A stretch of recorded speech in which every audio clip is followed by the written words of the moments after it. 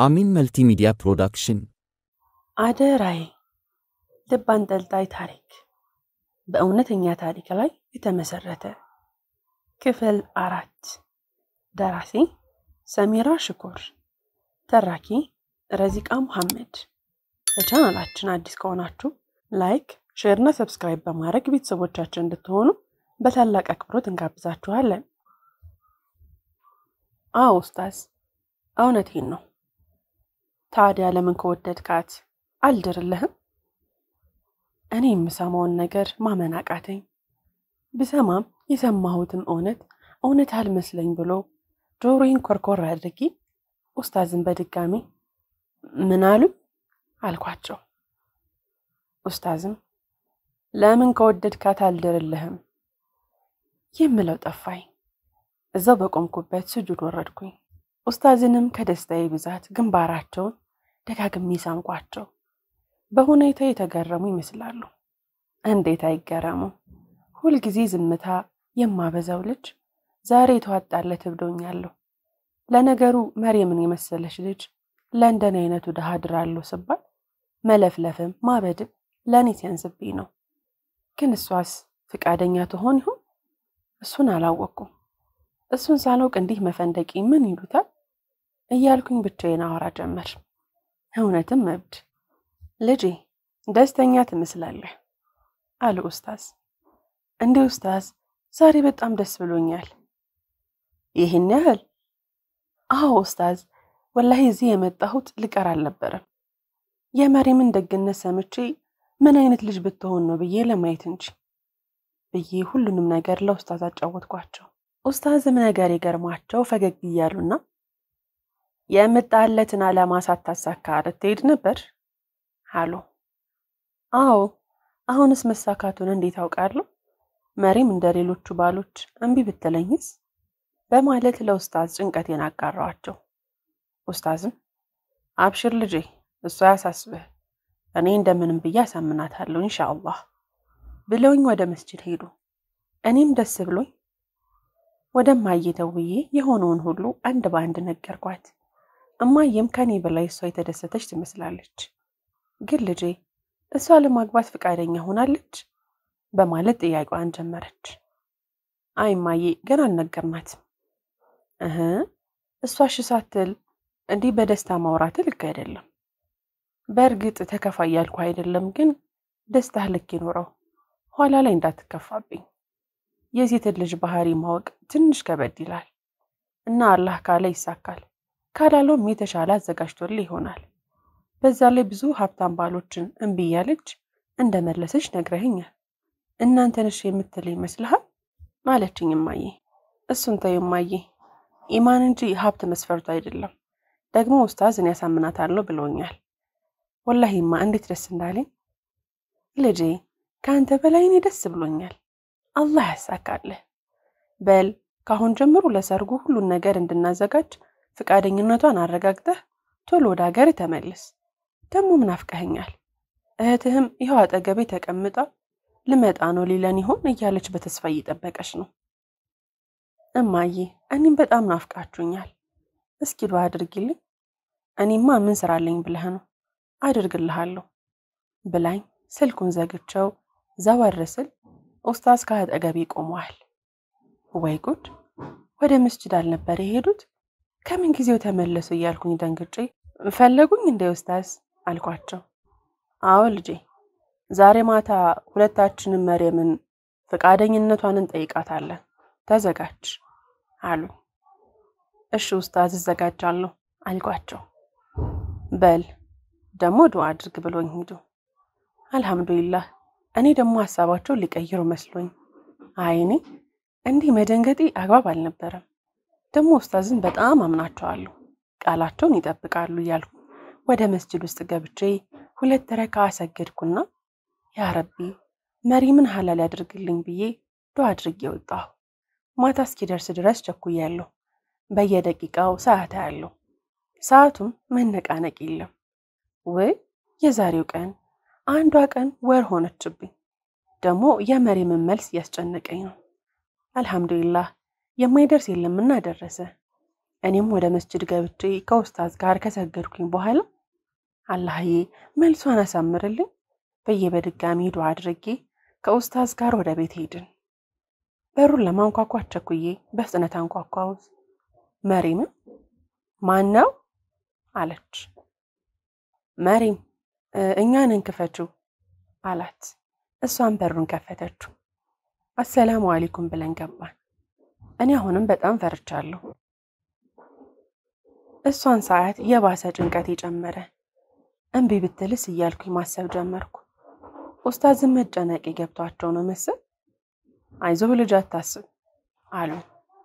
አላህ ካለ ሐላሌ ትሆናለች ካላለም ብዬ መናገር አቃተኝ። አይዞህ ትሆናለች ኢንሻአላህ እያሉ መሪም ልጄ እስኪ የሚበላ ነገር አቅርቢልን አሏት ኡስታዝ። እሷም እሺ ብላ ምግብ አቀረበችልን። መሪም ልጄ ዛሬ እፈልግሻለሁ የማማክርሽ ነገር አለ ብለው ጠሯት። ምንድነው አባ? ነይ እዚህ አጠገቤ ተቀመጭና እናውራ ብለው አጠገባቸው አስቀመጧት። እሺ አባ አለችና ፊቷ የተደናገጠች ትመስላለች። ቀና ብላ እንኳን አላየችኝም። ቀጥታ ኡስታዝ አጠገብ ተቀመጠች። ኡስታዝም እኔን ከቀኛቸው እሷን ደግሞ ከግራቸው አስቀምጠው እንግዲህ ልጆች ማንኛውም ሰው እድሜው ከደረሰ ማግባት አለበት። ደግሞ ልጆች ትዳር ኢማንን ይሞላል። እስካላገባችሁ ድረስ ግማሽ እንጂ ሙሉ ኢማን አይኖራችሁም። ትዳር ውስጥ ፍቅር፣ መተሳሰብና በረካ ሁሉም ነገር አለ እና ዛሬ ልጄ አንድ በኢማኑ በባህሪው ጥሩ ነው ብዬ መረጥኩልሽም ባል አስተዋውቅሻለሁ። በእርግጥ እኔ ስለመረጥኩት ብቻ ታገቢያለሽ ማለት አይደለም። ያንቺ ፈቃደኝነትም ያስፈልገዋል። እና ልጄ እኔ የመረጥኩልሽን ለማግባት ዝግጁ ነሽ? መሪም ልጄ አሏት። እሷም ግራ በመጋባት ማን ነው አባ አለች። ታውቂዋለሽ፣ በኢማኑ በአደራ ጠባቂነቱ የሰፈራችን ሰው መስክሮለታል። በዛ ላይ 5 ዓመታቶችን አብሮን አሳልፏል። በዛ ላይ መልኩም ቢሆን በጣም ውብ ነው። አሁን ሳወቅሽው አሏት። እሷም ራሷን በመነቅነቅ ማወቋን አሳወቀች። ልጄ እንደሱ አይነት ልጅ የማታገኝም። ባህሪው፣ ትህትናው፣ አረ ሁሉ ነገሩ ማሻአላህ ነው እና እኔ የመረጥኩልሽ እሱን ነው እያሉ ተከሻዬ ላይ እጃቸውን አሳረፉ። አንቺስ ምን ይመስልሻል አሏት። አይ አባ እኔ ማግባት አልፈልግም አለች። በዚህ ሰዓት ወዴት ልሂድ? በጣም ደነገጥኩ። ኡስታዝም ለምን ልጄ ብለው ጠየቋት። መሪም አባ አንተን ለማን ትቼ ስትል አብሽሪ የኔ ቤት ሰፊ ነው፣ ከኔ ጋር መኖር ትችላላችሁ። አይ የምትሉ ከሆነ ደግሞ ሰርቪሶች ስላሉኝ እዛ መኖር ትችላላችሁ። በዚያ አትስማሚ? ግን አይሰራም ልጄ፣ ወላሂ ከሱ በላይ ጥሩ ሰው አታገኝም። እሷም ትንሽ ካመነታች በኋላ እሺ አባ አንተ ከመረጥክልኝ እስማማለሁ ስትል ያለችውን ነገር አላመንኩም። በጣም ደስ አለኝ። እውነት አልመስለኝ አለ። እኔ እንጃ እንደዛ ቀን በህይወቴ የተደሰትኩበት ቀን ያለ ይመስለኝ። አልহামዱሊላህ ተስፋ ያልቆረጠ ሰው መጨረሻው እንዴት ያምራል። ግን እዚህ አብራችሁኝ ትኖራላችሁ ያሉትን ብዙም አልተስማማውበትም። እማ ጋር መሆን ነበር ፍላጎቴ። ግን ከእማ ጋር አንድ በጣም የምወዳት ሚስጥሬን ሁሉ የማካፈላት እህት ስላለችኝ ብዙም አልተጨነኩም። ኡስታዝም ምን እያሰብክ ነው ልጄ አሉኝ። እኔ አይ ኡስታዝ ምንም አላሰብኩም፣ በጣም ደስ ስላለኝ ነው። ወላሂ የማይሳኩ የሚመስሉ ነገሮች እኛ ተስፋ ካልቆረጠን ይሳካሉ። አዎ ልጄ ብቻ በአላህ ላይ ተወከል እንጂ ምንም ነገር አይከብድም፣ አላህ ከጻፈልን ውጪ። እሺ ኡስታዝ ሰሞኑን ወደ ሀገሬ ሄጄ አንዳንድ ነገሮችን ማስተካከል ይኖርብኛል። እኔም እንግዲህ ለሰርጋችሁ አንዳንድ ነገሮችን ማስተካከል ይኖርብኛል። ደግሞ በተቻለ መጠን ሰርጉን ፈጠን አርጉት። በእኔ በኩል ችግር የለብኝም። በተመቻችሁ ቀን ሰርጉን ማድረግ ትችላላችሁ። እሺ ኡስታዝ እናቴ ልሄድና ላማክራት፣ እሷ የምትወስነው ቀን ይሆናል። መች ልትሄድ ወሰንክ ታዲያ? ኢንሻአላህ ነገ ጧት እሄዳለሁ። እንግዲህ አላህ በሰላም ያድርስህ አሉ። እኔ አሚን ኡስታዝ ብዬ በጠዋት ገስግሼ ተነሳው። ጠዋት ላይ ትዝ ሲለኝ ሙሐመድን እንደተሳካልኝ ማታ ሳልደውልለት ብዬ ደወልኩለት። እንደተሳካልኝም ነገርኩት። እሱ እንዴት አላምንህም አለኝ። ወላሂ እውነት ነው መነኝ፣ ካላመንከኝም ለሰርጊ ታምነኛለህ አልኩት። እሱ እሺ አሁን የት ነህ አለኝ። ወደ ሀገሬ ልመለስ ከቤት እየወጣሁ ነው። አንዳንድ ነገሮችን ላስተካክል አልኩት። ትንሽ ጠብቀኝ ላገኝህ አለኝ። አይ ሙሐመድ አሁን መኪና ሳያመልጠኝ ቶሎ መሄድ አለብኝ። ከቻልክ አብረን እንሂድ። እሺ በቃ ጠብቀኝ መጣው ብሎ ስልኩን ዘጋው። እኔም ኡስታዝን አላህ በሰላም ያገናኘኝ ብዬ ተሰናበትኳቸው። ኡስታዝም አላህ በሰላም ያደርስህ ብለው መረቁኝ። እንዴት አይነት ቸር ሰው ናቸው እያልኩኝ ልወጣ ስል መሪምን ከበራፉ ላይ ቆማ አየኋት። እኔም ወደ እሷ ጠጋ ብዬ መሪ አልኳት። እሷም አቤት አለችኝ ወደ መሬት እያየች። ምን ነው በጋብቻው ደስተኛ አይደለሽም እንዴ ስላት፣ አይ ደስ ብሎኛል፣ ግን በጣም ያፈራሽ ትመስላለች። ትንሽ አብሬያት ባወራ ደስ ይለኝ ነበር፣ ግን መኪናው እንዳያመልጠኝ ቶሎ መሄድ አለብኝ። መሪም አሁን ሂጂ፣ ለሰርጋችን አንዳንድ ነገሮችን ላስተካክል፣ እናንተም አብሽሩ ብዬ ጉዞ ስጀምር ዩሱፍ ብሎ የሆነ ሰው ጠራኝ። መቼም እሷ አትሆንም፣ ደግሞ የሴት ድምጽ ነው ብዬ ዞር ስል መሪም ናት። አላህ ይከተል ብላ ፈገግ አለች። እኔም በደስታ ስሜት አሚን አልኳት። ልመለስ እንዴ ብዬ አሰብኩ፣ ግን መሄድ የግድ ነው። በቃ ቻው ብዬ ወጣሁ። ትንሽ ዘግየት ብዬ ነበርና የደረስኩት አላህ አወጣኝ። መኪናው ሊያመልጠኝ ነበር። ደግሞ በቀን አንድ መኪና ብቻ ነው ወደ ሀገራችን የሚሄደው። ካመለጠ አመለጠ ነው። ደግሞ ሙሐመድን ብፈልገው አጣሁት። ወደ መኪና ውስጥ ገብቶ ይሆን ብዬ ብገባም የለም። ከዛ ስልክ ስደውልለት እሱም አልመች ስላለው እንደማይመጣ አሳወቀኝ። መልካም ጉዞ ይሆንልህ ወንድሜ፣ ግን ይቅርታ አለኝ። ለምን ሙሐመድ? መጥቼ መብሩክ ስላላልኩ አለኝ። አይ ማሜ፣ ይህ ሁሉ እኮ ከአላህ ጋር በአንተ ነው የተሳካልኝ። ወላሂ በምን ቃል እንደማመሰግንህ አላቅም። አረ ወንድሜ፣ እኔ ደግሞ ምን አድርጌልህ ነው? ይልቅ አንተ አብሽርሽ ወንድሜ። እሺ መኪና አግኝቼ ልገባ ነው፣ ቻው ብዬ ስልኩን ዘጋሁት። እኛም ብዙ ከተጓዝን በኋላ ሞጣ ደረስን። ግን የሚገርመው መኪናው ልክ ሞጣ ላይ እንደደረሰ ተብላሽቶ ሁሉም ይወረድ ተባለ። ሁላችንም ወረድን። ሌላ መኪና እስከሚመጣ ጠብቁ ተባልን። እኛም ጠበቅን፣ ግን አልመጣም። ጊዜው መሸ። እኛ እንኳን ከፍለን በሌላ መኪና እንዳንሄድ በጣም መሽቷል። አማራጭ የለንም። አንዱ አብሮኝ ከመጣው ልጅ ጋር አልጋ መፈለግ ጀመረ። ነገር ግን ሁሉም አልጋ ተይዞ ነበር። ምንም አማራጭ የለንም ነበርና መስጂድ ሰግደን እዛው ልናድር ወሰንን። በዚህ መሃል አንድ የሞጣ ነዋሪ መንገደኛ ትመስላላችሁ ብሎ ጠየቀን። እኛም አዎ ልክ ነህ መንገደኛ ነበርን፣ መኪና ተበላሽቶብን መስጂድ ልናድር ነው የመጣነው አለው። እሱም ትንሽ ሁኔታችንን ካስተዋለ በኋላ ለምን እኛ ቤት አድራችሁ አትሄዱም አለን። እኛም ትንሽ ካሰብን በኋላ ተስማማን። ወዲያው እቤት ደውሎ እንግዳ እንዳለበት ተዘጋጅተው እንዲጠብቁት ለቤተሰቦቹ ነገራቸው። እኔ ወይኔማ እንድትሳካልኝና እየመጣው እንደሆነ አልነገርኳትም። እንዴት ትጨነቅ ይሆን ብዬ ደውዬ ሁሉንም ነገር አስረዳኋት። እሷም አልሐምዱሊላህ ግን እውነትህን ነው እያለች ማመን አቃታት። አዎማ እውነቴን ነው፣ አሁን የማይመች ቦታ ስለሆንኩ ነው። ሁኔታውን ነገ ስመጣ አጫውትሻለሁ ብዬ ስልኩን ዘጋሁት። ወይ ጉድ! ለኡስታዝም ሳልነግራቸው ብዬ ወዲያውኑ ደውዬ መኪናው ተበላሽቶ ሞጣ ልናድር መሆኑን አሳወቅኳቸው። እሳቸውም አብሽራሉ። እኛም ከሰውየው ጋር መንገድ ጀመርን። ብዙም ሳንቆይ ደረስን። ማሻአላህ ቤቱ በጣም ያምራል፣ ሀብታምም ይመስላል እያልኩኝ ወደ ውስጥ ገባን። ወደ ውስጥ ስንገባ ግን ያየሁትን ማመን አቃተኝ።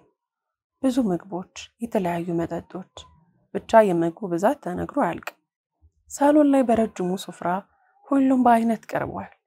ወይ ጉድ!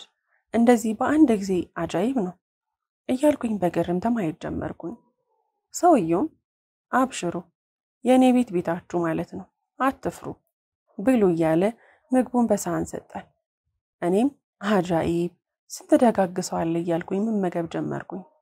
በመሃል ጨዋታ ጀመረንና ሰውየው ስለ እኔ ህይወት አንዳንድ ነገሮችን ጠየቀኝ። እኔም ሁሉንም ነገር ነገርኩት። አጃይብ እንዴት ደስ ይላል ብሎ ፈገግ አለ። እኛም ምግቡን ጨርሰን አመሰገን ነው። እረ ችግር የለውም አሁን በጊዜ ተኙ ብሎን የምንተኛበትን አዘጋጅቶልን ሄደ። እኛም በተዘጋጀልን ፍራሽ ላይ ተኛን። በሌሊት ሱብሂን ሰግደን አመሰገን ነውና ወጣን። አልሐምዱሊላህ እኔ መኪና አገኘሁ።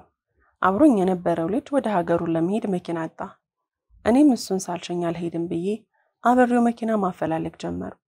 ከብዙ ጊዜ በኋላ መኪና አገኘ። እኔም በሰላም ግባ ብዬ ሸኘቸው። መጀመሪያ ያገኙት መኪና ላይ ሲሄድ ሊሞላ አንድ ሰው ቀርቶታል።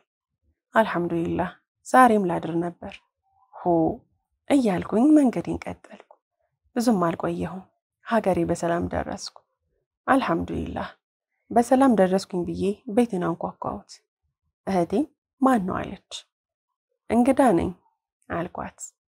እሷም ምን አይነት እንግዳ አለች።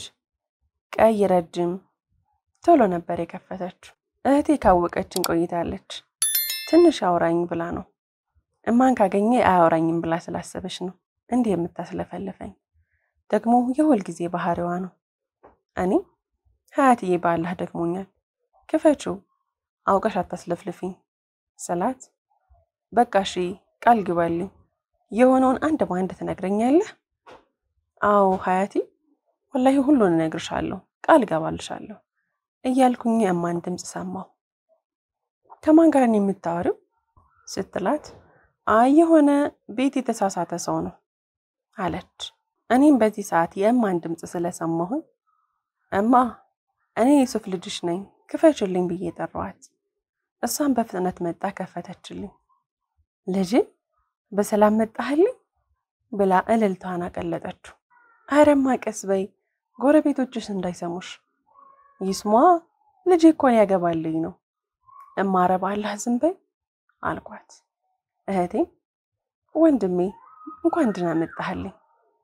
አንቺ ቆይማ ባትከፍትልኝ ኖሮ ውጭ ልታሳድሪኝ ነበር። ወላሂ ወንድሜ እንደዛ ብዬ እኮ አይደለም፣ በጣም ስለናፈከኝ ትንሽ አውራኝ ብዬ እኮ ነው። ኧረ እህቴን እየቀለድኩኝ ነው። እሺ እንዴት አገኘሃት? ከየት? ወንድሜ እስኪ ከሄድክ ጀምሮ ሁሉንም ነገር ንገረን አለች። እማም ሀያትዬ ደክሞታል፣ ትንሽ አረፍ ይበል፣ የሚበላም አቅርቢለት ስትል፣ አረማን ያልደከመኝም ታሪኩን ላጫውታችሁ ስሙኝ፣ ኑ እንቀመጥ ብዬ ሁሉንም አንድ በአንድ ነገርኳቸው። እነሱም በታሪኩ በጣም ደስተኛ ሆነው ተመስጠዋል። አረ ጨርሻለሁ ንቁ። ወይኔ ወንድሜ ዲንህንም ትዳርህንም ሁለት ነገሮችን አሳክተ ተመለስክ፣ ማሻአላህ አለች። እማዬ ታሪኩ በጣም ደስ ይላል፣ ተስፋ ያልቆረጠ መጨረሻው እንዴት ያምራል። ግን ልጄ አብራችሁ ከኡስታዝ ጋር መኖራችሁ ብዙም አልተመቸኝም። ደግሞ እናንተ ታውቃላችሁ። እሱማ ልክ ነሽማ፣ ግን ሁሉም ነገር ይሟላልኝ አይባልም። ደግሞ ኡስታዝ ከአባትን በላይ ጥሩ አባት ናቸው። ምንም እንኳን አባቴን ሳላቀው ቢሞትም የምር ኡስታዝ አባቴን ይመስሉኛል።